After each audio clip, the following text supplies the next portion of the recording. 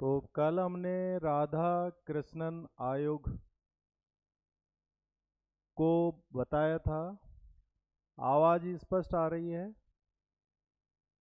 आवाज़ क्लियर है?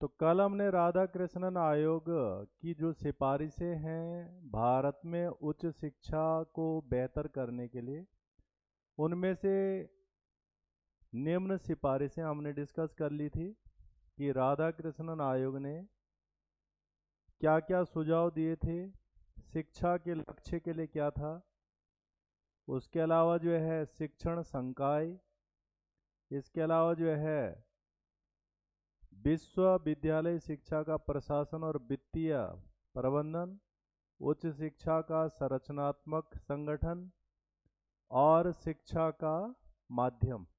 ये चीज़ें तो हमने कल डिस्कस कर ली थी। आज हम इसमें नए पार्ट में आ रहे हैं। शिक्षा का स्तर क्या होगा? तो स्टैंडर्ड ऑफ टीचिंग क्या होगा? इसके लिए जो है विश्वविद्यालय आयोग के द्वारा या राधा कृष्णन आयोग के द्वारा क्या सिफारिश की गई थी? तो शिक्षा के स्तर के लिए इस आयोग ने कई सारे सुझाव दिए थे और उन सुझावों को हम व्यावहारिक रूप से देखते भी हैं कि जो हमारी उच्चतर शिक्षा है उसमें इनका उपयोग किया गया है। और वर्तमान में भी बहुत सारे सुझाव जो आयोग के थे उनके द्वारा सरकारों ने इसमें बदलाव किया और आज ये हमारी उच्च शिक्षा का एक महत्वपूर्ण अंग भी बना हुआ है। तो शिक्षा के स्तर के लिए पहला तो जो सुझाव था आयोग का, विश्वविद्यालय में प्रवेश के लिए, जो विश्वविद्यालय में जो प्रवेश होना है उसके लिए इन्होंने एक न्यूनतम मानक ये रखा था कि इंटर पास होना चाहिए बच्चे को। तो इंटर पास होना चाहिए कॉलेजों में प्रवेश के लिए, और उम्र जो न्यूनतम होनी चाहिए वो 18 वर्ष हो जानी चाहिए। ये दो मानक विश्वविद्यालयों में प्रवेश करने के लिए इस विश्वविद्यालय आयोग ने दिए थे। आज भी हम इनका आ, उपयोग देखते हैं। और ये जो मानक हैं ये बाकी जगह पर हैं परंतु काफ़ी जगहों पर शिथिलता है। जैसे हम पश्चिम के देशों में देखते हैं कि वहाँ ये अनिवार्य मानक नहीं है कि 12वीं पास करने के बाद ही कॉलेज में एडमिशन मिलेगा।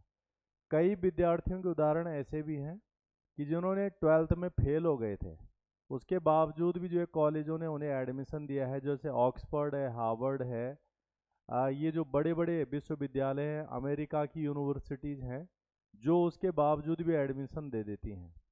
भारत में अभी इस तरह की प्रॉपर्टी नहीं है।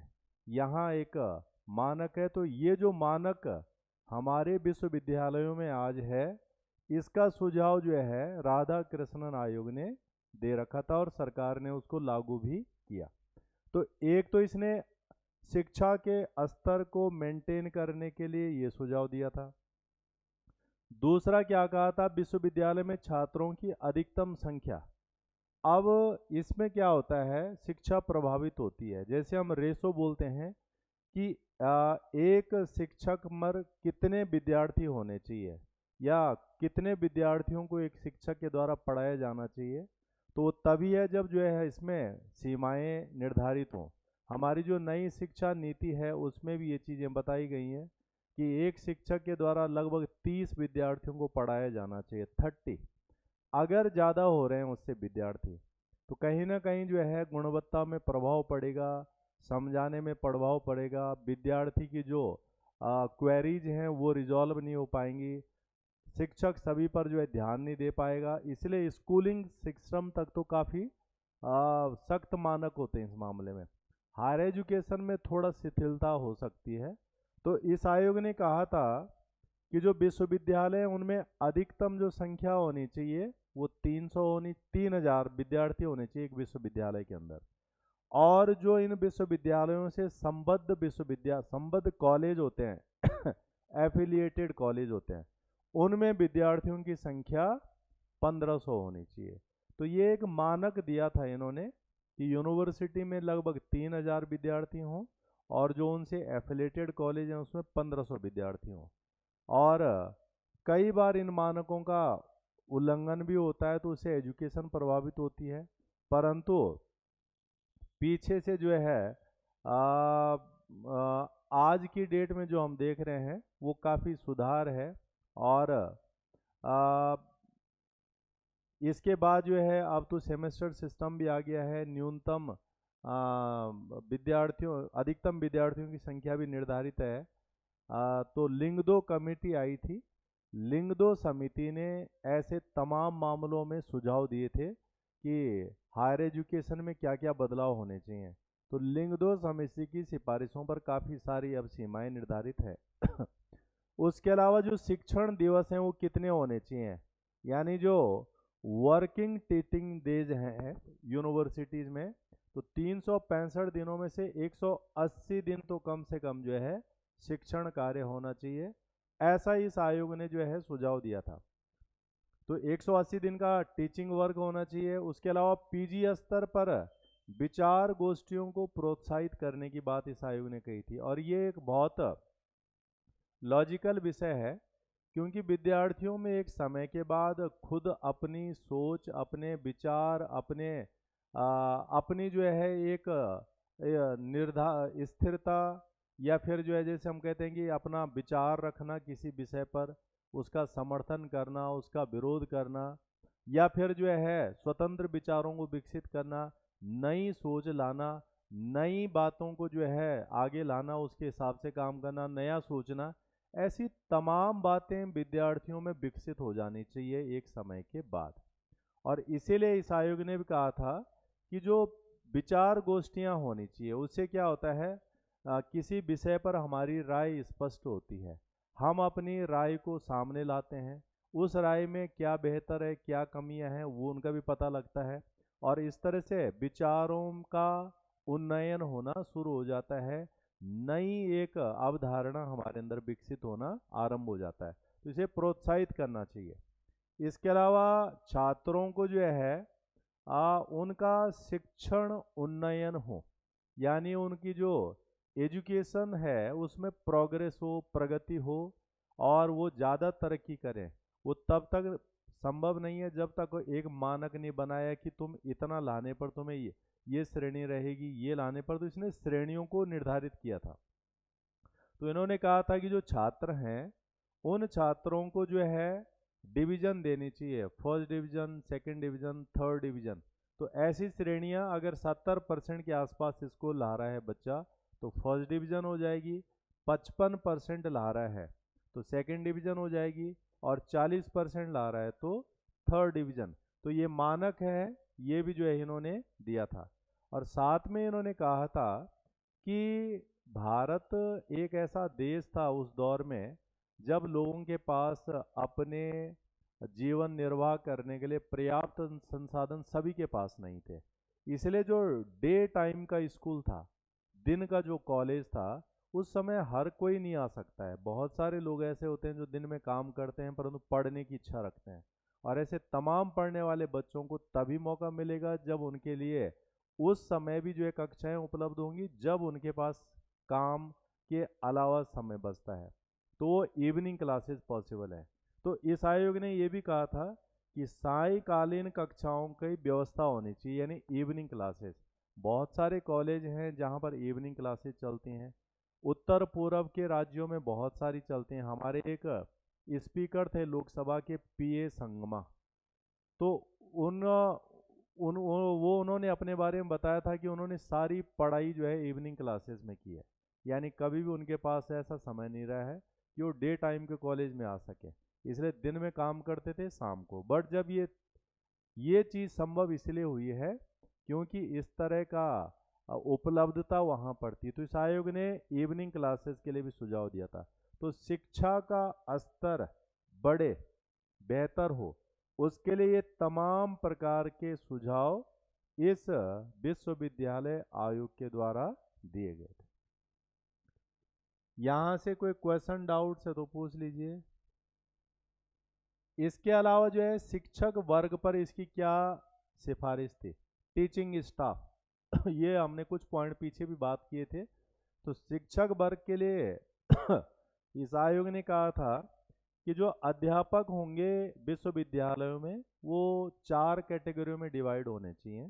एक तो उसमें जो है प्रोफेसर होना चाहिए जो सबसे ऊपर का पद है। इसके अलावा इसमें रीडर होना चाहिए। इसके अलावा इसमें लेक्चरर और इसके अलावा इसमें इंस्ट्रक्टर अनुदेशक। तो ये 4 प्रकार की श्रेणियां शिक्षकों के लिए इस आयोग ने सुझाव दिया था।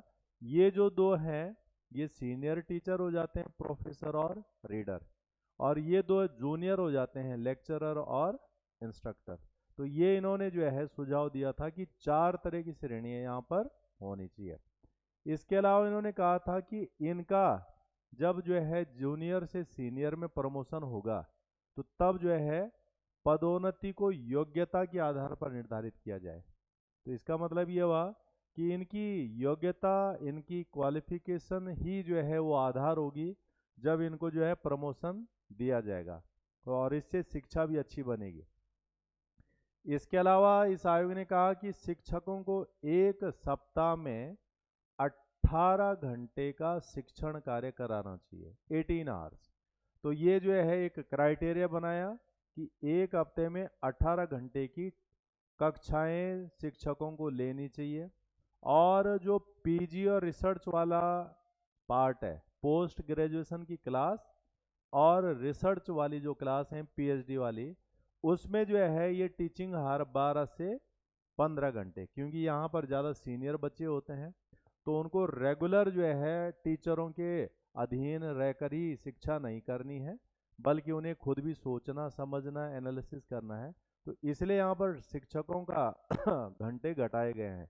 और बाकी जो ग्रेजुएट वाले विद्यार्थी हैं उनके लिए तो यहाँ पर जो है 18 घंटे और यहाँ पर 12 से 15 घंटे।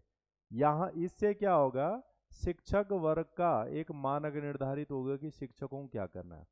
इसके अलावा इन्होंने कहा जूनियर पद यानी लेक्चरर और इंस्ट्रक्टर का जब सीनियर पदों यानी प्रोफेसर और रीडर में जो अनुपात होना चाहिए वो क्या होना चाहिए, यानी एक कॉलेज में कितने प्रोफेसर और रीडर हों और कितने लेक्चरर और इंस्ट्रक्टर हों। तो इसको इन्होंने 2:1 में बोला। इसका मतलब ये हुआ कि अगर 10 किसी कॉलेज में लेक्चरर और इंस्ट्रक्टर हैं 10, तो उस कॉलेज में जो है ये जो है डबल रेशो इनका होना चाहिए, किसका, प्रोफेसर का और रीडर का। तो तब एक कॉम्बिनेशन बन जाएगा कि कितने कितने जो है कहीं पर शिक्षकों का रेशो बनना चाहिए ताकि जो है शिक्षा की गुणवत्ता मेंटेन की जा सके। तो यहाँ पर 10 और ये इसका दुगना हो जाएगा 20। इसके अलावा जो है इन्होंने कहा कि जो शिक्षकों की सेवानिवृत्ति आयु होनी चाहिए, हम पीछे भी बात कर रहे थे इसमें, तो रिटायरमेंट एज सामान्य रूप से इन्होंने कहा कि 60 ईयर होनी चाहिए। परंतु कई सारे टीचर ऐसे होते हैं जो हेल्थ वाइज अच्छे होते हैं, फिजिकली मेंटली अच्छे होते हैं, तो उनका जो है एज ऊपर भी हो सकता है। या फिर हम सीनियर टीचर की बात करें अगर प्रोफेसर की और रीडर की, तो चूंकि जब वो प्रमोट होगा तो उन्हें जो है वहाँ पर कार्य करने के लिए कुछ अतिरिक्त सालों की ज़रूरत पड़ेगी। तो प्रोफेसर और रीडर के लिए जो है 64 साल इन्होंने रिकमेंड किया था और बाकी के लिए 60 साल। उसके अलावा जो है शिक्षकों को अध्ययन, क्योंकि बीच बीच में बहुत सारी अपडेट हो जाती हैं, नए नए चीज़ें आ जाती हैं, कई बार जो है सिलेबस पाठ्यक्रम में बदलाव आ जाता है, या कई बार किसी शिक्षक को किसी विशेष कार्य पर, शोध कार्य पर छुट्टी पे जाना पड़ता है। तो उसके लिए भी आयोग ने सुझाव दिया था कि एक समय में यानी वन टाइम पे सिर्फ 1 साल का जो है अवकाश इनको दिया जाना चाहिए, और पूरे जीवन काल में यानी जिस समय तक ये कॉलेजों में रहते हैं, यानी जैसे 60 साल या 64 साल, उस पूरे पीरियड में 3 साल का अवकाश इनको दिया जा सकता है। तो 1 ईयर एक टाइम पर दिया जा सकता है, 1 साल, और पूरे जीवन काल में 3 साल।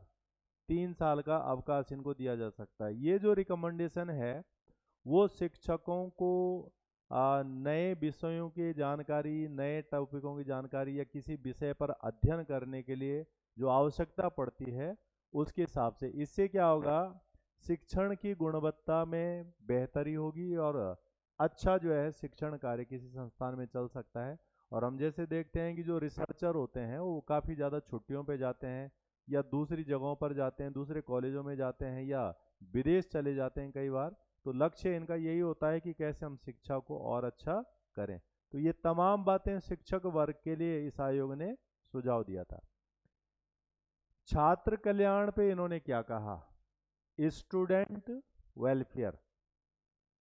अब चूंकि जो एक कॉलेज है वो कहीं ना कहीं देश के भविष्य को शेप देने वाला संस्थान होता है, स्थान होता है, जो भविष्य में देश में कैसे नागरिक होंगे, कैसे वैज्ञानिक होंगे, कैसे तमाम क्षेत्रों में काम करने वाले लोग होंगे। तो ऐसे तमाम पहलुओं को ध्यान में भी रखना होता है ताकि जब विकास हो रहा होता है एक नागरिक का तो हर तरह का पहलू पूरा हो ताकि वो एक बेहतर नागरिक बन सके, लोकतंत्र में एक अच्छे काम करने वाले नागरिक बन सकें, अच्छे समाज को स्थापित करने वाले सिटीजन्स तैयार हो सकें। हर देश की एक ये हार्दिक इच्छा होती कि उस देश में बहुत अच्छे नागरिक हों हर स्वरूप में। तो ऐसा ही कॉलेजों एक ऐसी पाठशाला है जहाँ से ऐसे नागरिकों को उभर के आना होता है। तो छात्र कल्याण के लिए इस आयोग ने क्या कहा, पहला इन्होंने कहा कि प्रवेश के समय और उसके बाद हर साल लगभग एक बार विद्यार्थियों के स्वास्थ्य का चेकअप होना चाहिए और वो जो चेकअप वो निःशुल्क होना चाहिए, यानी ये वेलफेयर का हिस्सा है ताकि बच्चों की हेल्थ से संबंधित विषयों को समय पर ही देखा जा सके और उन्हें निपटाया भी जा सके। तो एक तो इन्होंने कहा कि प्रवेश के समय होना चाहिए, दूसरा हर एक साल एक बार जरूर होना चाहिए और ये निःशुल्क स्वास्थ्य परीक्षण हो। तो उससे क्या होगा कि किस तरह की कोई हेल्थ समस्या तो नहीं है बच्चे में, और अगर है तो टाइमली उसका निराकरण हो जाए, रिजोल्यूशन आ जाए। उसके अलावा इन्होंने कहा कि विद्यालयों में चिकित्सा व्यवस्था होनी चाहिए। प्रैक्टिकल में सभी जगह पर होता नहीं है, हालांकि हम कुछ स्कूलों में, प्राइवेट स्कूलों में देखते हैं कि उनमें उन्होंने एक नर्स रखी होती है और छोटा मोटा पेट दर्द हो गया, बुखार हो गया, जुकाम हो गया, इस तरह की चीज़ों के लिए वो मेडिसिन दे देते हैं। बट व्यवस्था का प्रोविज़न है। और अगर हम विश्व के अच्छे कॉलेजों में देखेंगे या फिर जो बोर्डिंग स्कूल होते हैं वहाँ पर निश्चित रूप से प्रॉपर स्टाफ होता है, डॉक्टर होता है, ताकि कोई इस तरह की समस्या ना आए। तो इस आयोग ने भी कहा था कि विद्यालयों में चिकित्सा व्यवस्था होनी चाहिए। उसके अलावा प्रत्येक विद्यालय में एक शारीरिक शिक्षा निर्देशक, फिजिकल एजुकेशन डायरेक्टरेट होना चाहिए। तो इससे क्या होगा कि जो मानसिक विकास है उसके साथ साथ में शारीरिक विकास भी हो सके।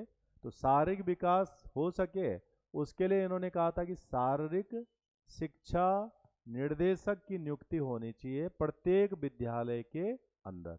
तो उससे क्या होगा, शारीरिक विकास भी विद्यार्थियों का अच्छा हो सकेगा। इसके अलावा इन्होंने कहा कि प्रत्येक विद्यालय में छात्र कल्याण सलाहकार समिति होनी चाहिए।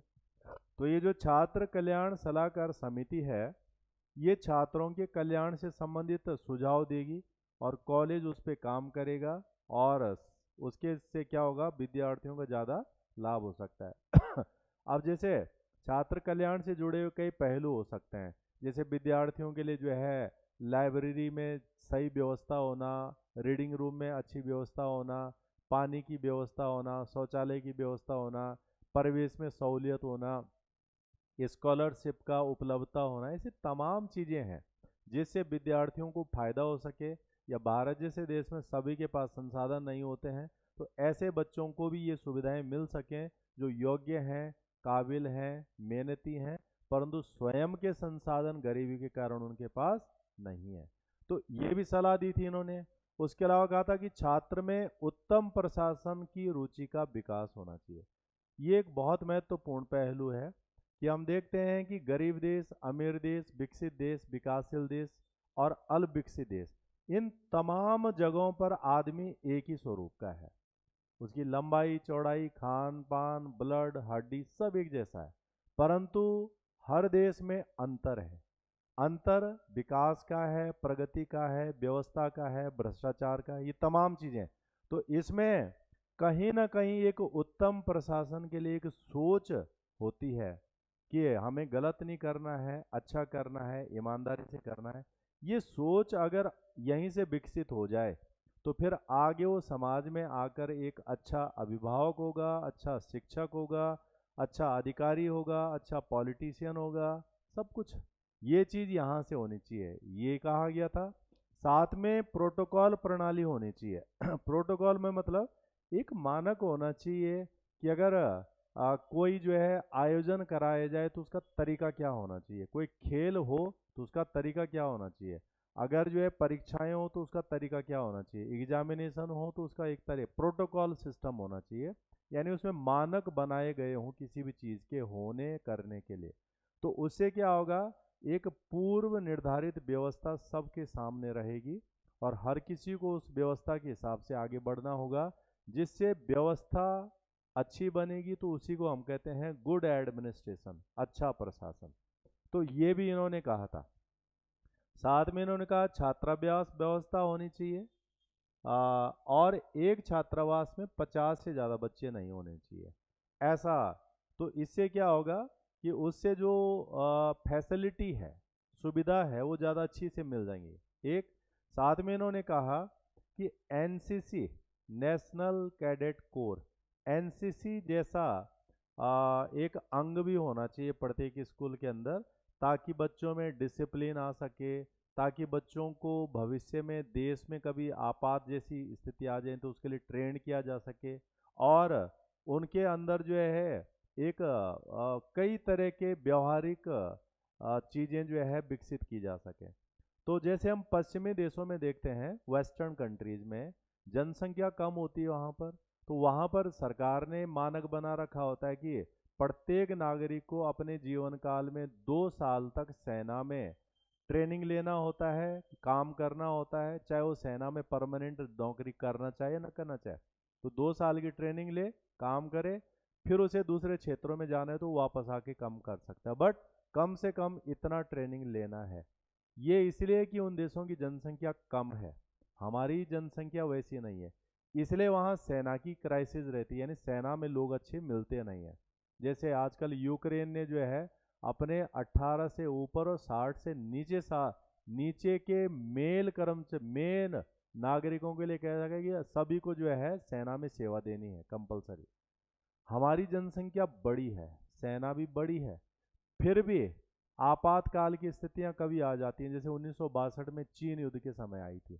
तो उस समय ये महसूस किया गया कि इस तरह के ट्रेंड लोग अगर पहले से देश में रहेंगे तो आपातकाल में ये लोग काम आ जाएंगे। तो एनसीसी एक इसी तरह का साधन है कि विद्यार्थियों में डिसिप्लिन के साथ साथ में सेना की बहुत सारी बातें उनको बताई जाती हैं, और फिर वो अपने अपने जगहों पर जा सकते हैं, बट कभी जरूरत पड़ गई तो उन्हें देश की सुरक्षा के लिए इस्तेमाल कर सकते हैं। तो एनसीसी का भी सुझाव दिया इसने। साथ में इन्होंने कहा कि जो खेलकूद है, मनोरंजन है, जिम्नेजियम है, जो आजकल जो है बॉडी वेट वगैरह जो होता है या जिम वगैरह होते हैं, इनकी व्यवस्था भी होनी चाहिए स्कूल में। तो इससे क्या होगा, शारीरिक रूप से भी विद्यार्थी बेहतर बनेंगे, निखरेंगे और मजबूत होंगे। और इसके अलावा इन्होंने ये भी कहा कि मध्याह्न में उचित मूल्य पर छात्रों के लिए क्या होना चाहिए, पौष्टिक भोजन का प्रबंधन होना चाहिए, उचित मूल्य पर। मतलब सस्ती दरों पर बढ़िया किस्म का खाना भी विद्यार्थियों को दिन के समय अगर उपलब्ध हो, ऐसा इन्होंने सुझाव दिया था। हालांकि ये प्रैक्टिकल में है नहीं। हाँ, बस इसकी भरपाई किस रूप में होती है कि कॉलेज वालों ने जो कैंटीनें खोल रखी होती हैं किसी को ठेके पे दे करके, और उसको वही मिलता है जो बाहर बाजार में मिलता है। फिर भी ये जो तमाम रिकमेंडेशन थी इस आयोग की, ये विद्यार्थियों के कल्याण को ध्यान में रख करके की गई थी। तो इन तमाम चीज़ों से ये रहेगा। और हमारे पास जो परीक्षा में प्रश्न आएंगे वो इन्हीं चीज़ों को टारगेट किए जाएंगे कि कौन से शिक्षा आयोग ने ये सुझाव दिया था कि मध्याह्न काल में विद्यार्थियों के लिए पौष्टिक भोजन की उपलब्धता कराई जानी चाहिए। तो तब हमें ध्यान आना चाहिएगा। कौन से आयोग ने कहा था कि एनसीसी का गठन स्कूलों में विद्यालयों में किया जाना चाहिए। कौन से आयोग ने कहा था कि जो है प्रोटोकॉल प्रणाली विश्वविद्यालयों में होनी चाहिए ताकि सारी व्यवस्था ठीक से चल सके। तो ऐसे छोटे छोटे पॉइंट्स हैं जो परीक्षा में प्रश्न के रूप में हमारे पास पूछे जाएंगे। इसके अलावा इस आयोग ने जो है धार्मिक नैतिक शिक्षा पर क्या बोला था। धार्मिक नैतिक शिक्षा, रिलीजियस मॉरल एजुकेशन। भारत बहुधर्मों वाला देश है। यहाँ पर जो है हिंदू भी हैं, मुस्लिम भी हैं, क्रिश्चियन भी हैं, सिख भी हैं, जैन भी हैं, बौद्ध भी हैं, पारसी भी हैं। इतने सारे धर्म के लोग भारत में रहते हैं और इन सारे धर्मों की अपनी अपनी कई तरह की विशेषताएं हैं, अपनी तरह की कई कई खूबियां हैं। इन खूबियों की जानकारी एक दूसरे को होना अच्छी बात है।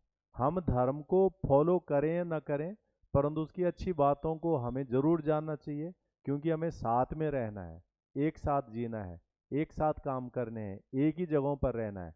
और इसके लिए जब तक हमारी शिक्षा व्यवस्था उस तरह की तैयार नहीं हो रखी है, तो नहीं तो फिर कम्युनल राइट्स, जो सांप्रदायिक झगड़े होते हैं, दंगे फसाद होते हैं, उसके कई कारणों में से एक कारण ये भी बनेगा कि हमें एक दूसरे के धर्म की कई सारी विशेषताओं की जानकारियां नहीं है। इसलिए हम नेगेटिव ही सोच सकते हैं कि दूसरा धर्म अच्छा नहीं है, हमारा ही अच्छा है। परंतु जानकारी होने से कई तरह के लाभ। तो इस आयोग ने भी इन चीज़ों को गौर किया होगा। तो इसने क्या कहा धार्मिक शिक्षा के लिए कि प्रत्येक दिन शिक्षण कार्य से पूर्व, हर दिन जब शिक्षा यानी क्लासेस शुरू होती हैं, तो क्लासेस शुरू होने से पूर्व कुछ मिनट का मौन चिंतन होना चाहिए। ये भारतीय आध्यात्मिकता का एक बहुत बड़ा पहलू है। भारतीय स्पिरिचुअलिज्म में मौन चिंतन यानी बिल्कुल जो है शांत होकर किसी चीज के बारे में चिंतन करना, अवलोकन करना, ऐसा एक भारतीय स्पिरिचुअलिज्म है। तो इन्होंने भी ये सुझाव दिया था कि शिक्षण कार्य शुरू करने से पहले कुछ मिनट की ऐसी व्यवस्था की जा सकती है। उससे सोचने, समझने, आंकलन करने, तुलना करने का अवसर सभी को मिलेगा, चाहे उसमें शिक्षक हो, चाहे उसमें विद्यार्थी हो। या फिर ये भी मिलेगा कि आज मुझे क्या क्या करना है स्कूल में, शिक्षक के लिए, एक विद्यार्थी के लिए उसमें हो सकता है कि मुझे कितने ध्यान से पढ़ना है, मेरा लक्ष्य क्या है, मेरा उद्देश्य क्या है। तो यहाँ से एक नैतिकता वाला बल मजबूत होता है उससे, पहला। दूसरा इन्होंने क्या कहा, प्राथमिक, माध्यमिक और स्नातक स्तर पर धार्मिक शिक्षा की व्यवस्था की जानी चाहिए। यानी जो हमारी शिक्षा के तीनों पहलू हैं, प्राइमरी एजुकेशन में भी, माध्यमिक सेकेंडरी में भी और ग्रेजुएशन में भी, अंडर ग्रेजुएशन में, इन तीनों जगहों पर इन्होंने कहा कि धार्मिक शिक्षा देनी चाहिए। क्योंकि जब तक हमें, वैसे तो हमारा संविधान में जो है प्रोविजंस है, अनुच्छेद 25 से लेकर 28 तक में धर्म की स्वतंत्रता का अधिकार है, और अनुच्छेद 29 और 30 है हमारे संविधान में, उसमें शिक्षा और संस्कृति का अधिकार के बारे में बताया गया है। 28 में ये भी कहा गया है कि एक सरकार के द्वारा संचालित शिक्षण संस्थान में किसी एक धर्म की शिक्षा मतलब न दी जाए, क्योंकि उसमें कई सारे अलग अलग धर्मों के विद्यार्थी हो सकते हैं। बट ये भी मना नहीं कर रखा है कि धार्मिक शिक्षा ना दी जाए। धार्मिक शिक्षा मतलब जानकारियां देना, अच्छी बातें बताना, एक दूसरे के धर्म के बारे में रिस्पेक्ट होना, रिगार्ड होना, वो चीज़ जो है इन्होंने भी कही थी। तो इससे जो है ये होगा कि धार्मिक समरसत्ता बढ़ेगी और भारत जैसे देश के लिए इस चीज़ का होना आवश्यक है। तीसरा इन्होंने कहा था कि स्नातक प्रथम वर्ष में छात्रों को विश्व के धार्मिक गुरुओं के बारे में, उनके जीवनियों के बारे में पता होना चाहिए। यानी जो ग्रेजुएशन का फर्स्ट ईयर होता है, पहला साल, उस साल में विद्यार्थियों को विश्व भर में ऐसे बहुत महान से लोग हैं जिनकी जीवनियाँ पढ़ाई जानी चाहिए। उससे क्या होगा, विद्यार्थियों में वैसा बनने, अच्छे बातों को ग्रहण करने, या फिर जो है एक नया सकारात्मक विजन उनमें विकसित होगा। ऐसे महान लोगों में इन्होंने नाम भी बताए थे कि जैसे महात्मा बुद्ध के बारे में पढ़ा जाए, सुकरात के बारे में पढ़ा जाए, गुरु नानक के बारे में पढ़ा जाए, कबीरदास के बारे में पढ़ा जाए, मोहम्मद के बारे में पढ़ा जाए, महात्मा गांधी के बारे में पढ़ा जाए। ये ऐसे महान लोग हैं, अगर इनकी जीवनियों से संबंध यानी इनके जीवन हमारे लिए जो है बहुत बड़े विचार के रूप में हैं, बहुत बड़े उदाहरणों के रूप में हैं, और हम इनके जीवन से बहुत सारी बातें सीख करके अपने व्यवहारिक जीवन में उसे लागू कर सकते हैं। और इन्होंने जो धर्म के बारे में, आध्यात्म के बारे में, नैतिकता के बारे में बहुत सारी बातें बताई हैं, वो हमारे खुद के धार्मिक और नैतिक चीज़ों को विकसित करने में सहूलियत करेंगे। तो ऐसा भी इस आयोग का सुझाव था। साथ में इन्होंने कहा कि जो ग्रेजुएशन का लास्ट ईयर होगा, स्नातक का जो फाइनल ईयर होगा, उस साल क्या किया जाए, धर्म दर्शन की प्रमुख समस्याओं पर अध्ययन करा जाए। धर्म दर्शन, ये फिलोसॉफी ऑफ रिलीजन। अब इसमें क्या है कि पहले तो हमें धर्म का पता होना चाहिए, फिर हमें अच्छी और बुरी चीज़ों का भी पता होना चाहिए कि किसी धर्म में, क्योंकि परिवर्तन प्रकृति का नियम है, समय के साथ में उन चीज़ों को हटाना होता है जो आज के दौर में उपयोगी नहीं रह गई हैं। ऐसा कानूनों से लेकर के, धर्म से लेकर के, व्यवस्था से लेकर से, परंपरा से लेकर के, हर चीज़ में ये देखने को मिलता है कि ऐसी बातें तमाम जगहों पर होती हैं। तो इन्होंने कहा कि प्रमुख जो समस्याएं हैं उनका अध्ययन भी कराया जाए। उससे क्या होगा, समाधान की तरफ बढ़ेंगे। क्या समाधान होना चाहिए, तो जब समस्या सामने आएगी, समस्या पर चर्चा होगी, उस पर बहस होगी, उस पर सोचा जाएगा, तो सॉल्यूशन की तरफ भी जाएंगे। और उससे दो तरह के फायदे हो जाएंगे, एक तो धर्म का ज्ञान, समस्या का ज्ञान, और समस्या के साथ में समाधान। ये तमाम बातें जो है इस आयोग ने धार्मिक नैतिक शिक्षा के रूप में जो है दी है। तो यहाँ से भी हमारे पास क्वेश्चन आ सकते हैं कि कुछ मिनट का मौन शिक्षण कार्यों को शुरू करने से पहले किस आयोग ने सुझाया था। साथ में जो है प्राथमिक में, माध्यमिक में और स्नातक में धार्मिक शिक्षा दी जाए, ये सुझाव दिया था। विश्व के प्रमुख धार्मिक गुरुओं की जीवनी पढ़ी जाए, ये सुझाव दिया था। और ग्रेजुएशन के फाइनल ईयर में जो है धार्मिक दर्शन की समस्याओं का अध्ययन करा जाए। तो ये तमाम बातें धार्मिक नैतिक शिक्षा के लिए इस आयोग ने दी थी। इसके बाद जो है स्त्री शिक्षा पर क्या कहा था, वुमेन एजुकेशन। ये आज भी चैलेंजिंग है, क्योंकि आज हमारे पास जो लिटरेसी है, शिक्षा का प्रतिशतता वो 75% है, परंतु महिलाओं की परसेंटेज कम है, पुरुषों की ज़्यादा है। और 1951 में जो हमारी जनगणना हुई थी स्वतंत्रता के बाद पहली, उसमें भी हमारा लिटरेसी रेट बहुत कम था, 22-23% के आसपास था। और महिलाओं की शिक्षा तब भी कम थी। और हायर एजुकेशन में हमेशा चुनौती रहा है, आज भी है, कि जो हायर एजुकेशन है, 12th के बाद की जो एजुकेशन है महिलाओं की विशेष रूप से, वो काफ़ी कमज़ोर है। तब भारत का एक बहुत बड़ा तबका गांव में रहता था, आज भी वैसे रहता है। तब तो शायद 90% से ज़्यादा भारत की जनसंख्या गांव में रहती थी। आज जो है हमारी करीब करीब 69 या 70% पॉपुलेशन गांव में रहती है। तो इस तरह से स्त्री शिक्षा प्रभावित है, क्योंकि पुरुष तो तब भी जो है गांव से निकल करके, घर से निकल करके बाहर तक पहुंच जाते हैं, महिलाओं के पास नहीं होता है। इसलिए ग्रामीण शिक्षा पर भी इसने सुझाव दिया था। तो स्त्री शिक्षा पर क्या बोला इसने, स्त्रियों को ऐसी शिक्षा दी जाए जिससे उनमें कुशल माता, एक माता के रूप में वो कैसे और ज़्यादा कुशल हों, काबिल हों, सक्षम हों, इसके पर। और उसके अलावा जो है कुशल गृहिणी, क्योंकि ज़्यादातर जो एक भूमिका देखी गई है महिलाओं की, वो जो है घर का संचालन करने वाले, पूरे घर को संभालने वाले। तो अगर ये दो चीज़ें जो है प्राथमिकता में रहेंगी, कुशल माता के रूप में या कुशल गृहिणी के रूप में, तो फिर महिला शिक्षा और कारगर हो सकती है।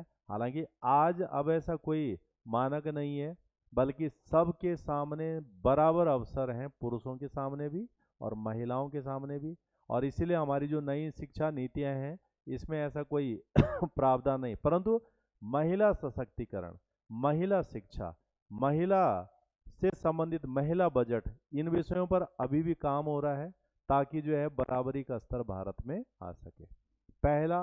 दूसरा, इन्होंने कहा शिक्षा प्राप्त करने में स्त्रियां पुरुषों का अनुकरण न करें, यानी पुरुषों की तरह पढ़ना है, पुरुषों की तरह करना है, ऐसा नहीं, बल्कि वो क्या करें, स्त्रीउचित शिक्षा प्राप्त करें, यानी जो स्त्री के अनुकूल जो शिक्षा है वो उसको अपनाएं, उस पर ज़्यादा फोकस करें, बजाय कि पुरुष क्या कर रहा है, इस ऐसी शिक्षा लेनी है, ऐसा काम करना है, ऐसा इन्होंने कहा था। और वो स्वाभाविक है कि सबकी क्षमताएं अपनी अपनी हैं, अलग अलग हैं, तो वो अपने ही ढंग से तरक्की कर सकते हैं, प्रगति कर सकते हैं।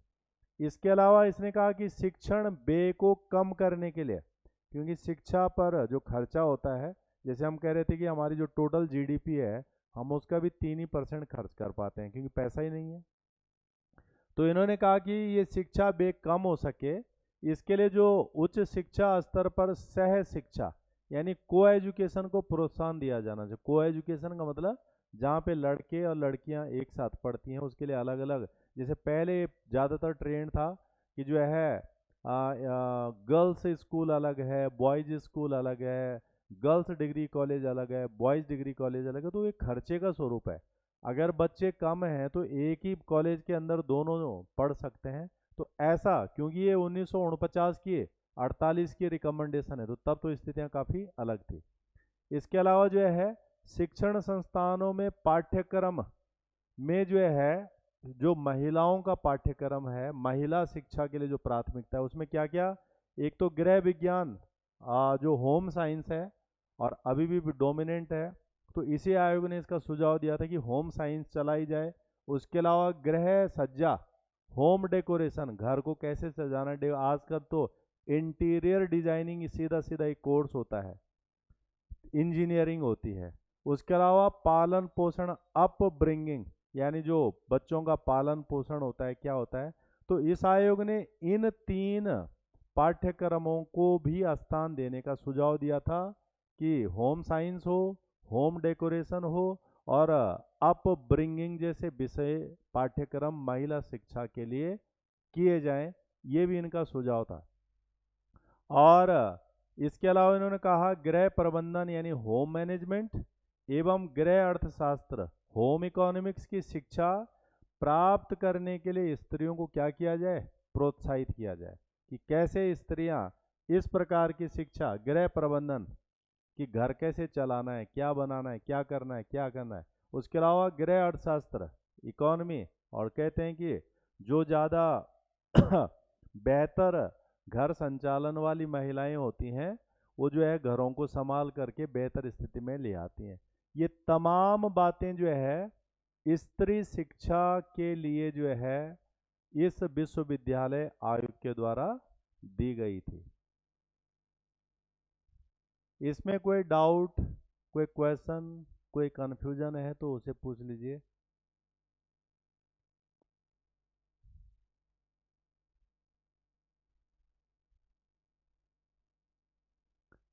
और एक पॉइंट हम और ले लेते हैं इसमें, परा स्नातक प्रशिक्षण और अनुसंधान, post graduate training and research, इस पर क्या कहा था इन्होंने।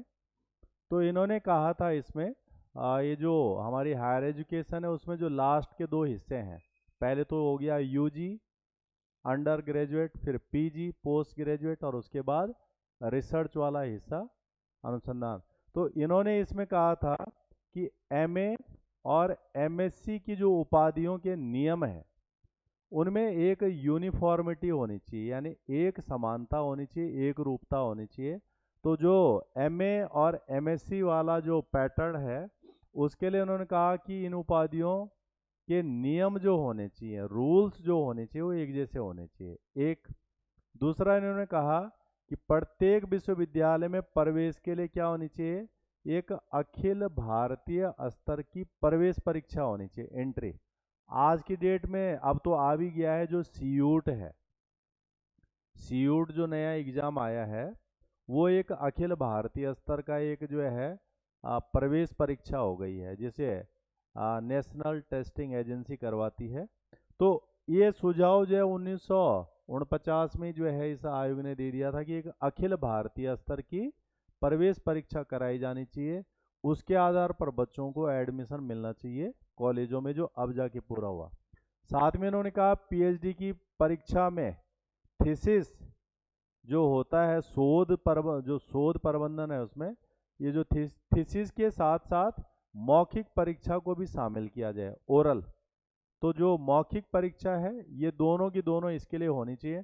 तो जैसे आजकल है कि अगर कोई जो है यूजीसी नेट एग्ज़ाम देता है, तो यूजीसी नेट एग्ज़ाम में अगर उनका selection GRF junior research fellowship के लिए होता है तो वहाँ पे रिटर्न तो दे ही दिया उन्होंने, उसके बाद उनका जो है इंटरव्यूज तरह का भी एक एग्ज़ाम होता है। तो ये पैटर्न इसने सुझा दिया था तब। और इसके अलावा इन्होंने कहा था कि विश्वविद्यालयों द्वारा अनुमोदित महाविद्यालयों में अनुसंधान विभाग खोले जाने चाहिए। इसका मतलब जैसे यूनिवर्सिटी है और यूनिवर्सिटी के अंदर बहुत सारे कॉलेज एफिलिएटेड हैं, तो उन कॉलेजों में रिसर्च यानी अनुसंधान विभाग खोला जाना चाहिए, यानी वो कॉलेज भी क्या कराएं, आप पीएचडी करा सकें, ऐसा इन्होंने सुझाव दिया था। तो ये जो तमाम बातें हैं ये जो है पोस्ट ग्रेजुएट और रिसर्च वाले हिस्से के लिए जो है इन्होंने रिकमेंड किया था। इसमें अभी जो है कुछ और एरिया हैं जहां इन्होंने रिकमेंडेशन दी थी, तो वो भी हम इसमें और डिस्कस करेंगे, तब जाके ये कंप्लीट बनेगा कि राधा कृष्णन आयोग क्या था या फिर पहला विश्वविद्यालय आयोग क्या था स्वतंत्रता के बाद। इसमें कोई क्वेश्चन डाउट तो वो पूछो, नहीं तो आज इतना रहेगा, कल हम इसे कंटिन्यूअस करेंगे।